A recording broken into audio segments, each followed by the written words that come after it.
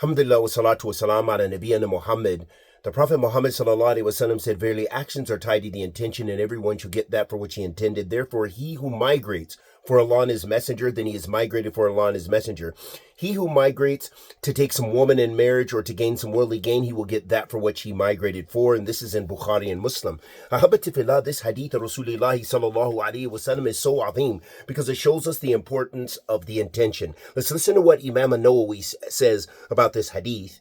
Rahmatullahi alayhi, rahmatin wasiya. Qala Al-Nawawi, rahimahullah ta'ala, dalla hadith ala anna niyya mi'yar li tashih al-a'mal. He says this hadith shows us that the intention, it is the focal point for you having your deeds being determined if they're correct or not.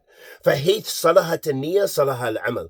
So in regards to if your intention is pure, then your deeds are pure.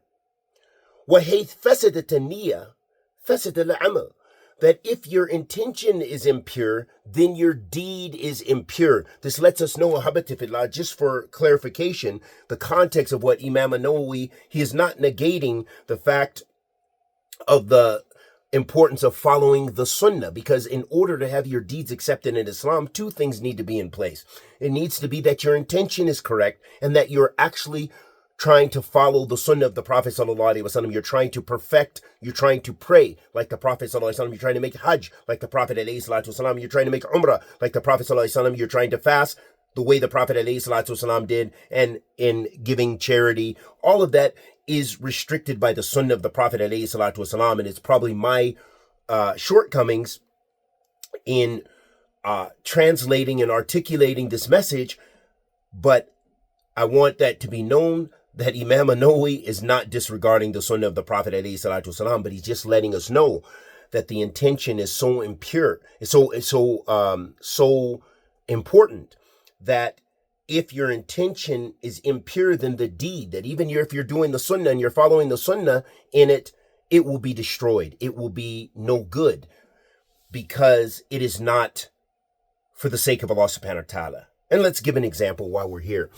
That, for example, if someone comes in the masjid and they come to pray to Allah subhanahu wa ta'ala, but then their intention prays because their teacher is there, their sheikh is there, the imam is there.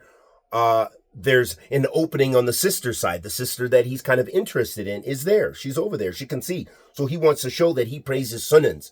So he changes. He says, hey, he doesn't say it, but through his actions, his intention is to kind of impress that sister. He's interested in marrying her, or he wants to impress his teacher or his sheikh because he wants to be deemed as a righteous student.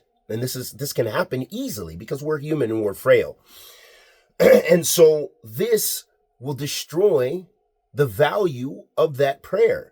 Meaning now, depending on the level of your mixing in the deed, it can either make the deed totally batil, worthless as far as the prayer, or it can go even to the level of the major shirk if you began to do it strictly for the sake of someone else or to someone else.